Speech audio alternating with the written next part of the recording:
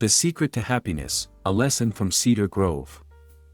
In the small town of Cedar Grove, Oregon, there lived a man named Michael Dawson. On the surface, Michael had it all: a stable job, a nice home, good health, and a supportive family. Yet, happiness always seemed just out of reach. No matter how much he achieved, there was always something missing. "I'll be happy when I get a promotion. I'll be happy when I buy a bigger house. I'll be happy when I have more money." But no matter what he gained, his happiness was fleeting, like a momentary spark that quickly faded. Michael's wife, Laura, often told him, "Happiness isn't something you chase, it's something you create." But Michael never quite understood what she meant. One day, while reading the newspaper, Michael saw a small article about a retired professor named Mr. Whitmore who had spent his life studying happiness. It was said that people traveled from all over to seek his wisdom. Desperate for answers, Michael decided to visit him. After a 2-hour drive into the Oregon countryside, Michael arrived at a quiet cottage overlooking the Columbia River. Mr. Whitmore, a warm, elderly man in his 70s, welcomed him with a kind smile. Michael hesitated for a moment, then said, "Sir, I've spent my whole life working hard, achieving more, yet I never feel truly happy. No matter what I accomplish, it never seems enough. Please tell me, how can I find real happiness?" The old man nodded thoughtfully. "Come with me. I'll show you." Mr. Whitmore led Michael to a hiking trail behind his cottage. At the entrance, he handed him a heavy backpack filled with rocks. "Carry this while we walk," he instructed. At first, Michael shrugged off the weight, determined to push through. But as the miles stretched on, the bag grew heavier. His shoulders ached, and he struggled to keep up. "This is too much. Can I put it down?" Michael finally asked. Mr. Whitmore smiled. "This backpack is like your worries, regrets, and fears. You carry them everywhere, letting them weigh you down. If you want to be happy, you must learn to let go of what no longer serves you." Michael nodded in understanding and dropped the bag. For the first time in a long while, he felt lighter. Next, they walked to a small farmhouse where an elderly couple lived.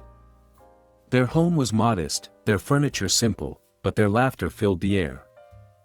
They welcomed Michael and Mr. Whitmore with homemade apple pie and fresh coffee. Michael looked around and asked, "You don't have much, yet you seem so content. How?" The elderly man smiled and said, "Happiness isn't about having everything. It's about appreciating what you already have." Mr. Whitmore added, "Most people chase more and more, thinking it will bring happiness. But true joy comes from recognizing what's already in front of you." Michael thought about his own life. He had spent so much time focusing on what he lacked, that he had never truly appreciated what he had. Later, they visited a local soup kitchen where a businessman was helping serve meals to the homeless. Michael watched as people smiled, grateful for the warm food and kind words. The businessman looked genuinely happy. Mr. Whitmore turned to Michael and said, "When you give without expecting anything in return, your heart fills with joy. True happiness is not in receiving, it is in giving." Michael realized something. He had spent his whole life chasing happiness for himself but had never tried to bring happiness to others. As the sun began to set, Mr. Whitmore led Michael to a peaceful spot overlooking the river. The old man asked, "Tell me, Michael, when are you truly happy?" Michael thought for a moment, then replied, "When I watch a sunset. When I laugh with my wife and kids. When I get lost in a good book or a hobby I love." Mr. Whitmore nodded. "That is the secret. Most people live in the past, regretting things they cannot change, or in the future, worrying about what hasn't happened yet. But happiness is only found in the present moment." Michael finally understood. For years, he had been chasing happiness in future achievements, never realizing that happiness was within him all along. When he returned home, he made a commitment. He let go of unnecessary worries. He practiced gratitude every day. He started helping others in small ways. He lived in the moment instead of waiting for happiness to arrive.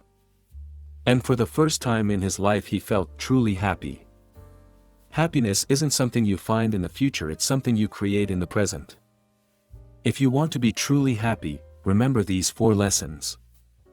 Let go of unnecessary burdens. Don't carry emotional weight that slows you down. Be grateful. Focus on what you have, not what you lack. Help others. True joy comes from giving, not just receiving. Live in the present. Stop regretting the past and fearing the future. Happiness is not a destination, it's a way of life. So, are you ready to stop chasing happiness and start living it?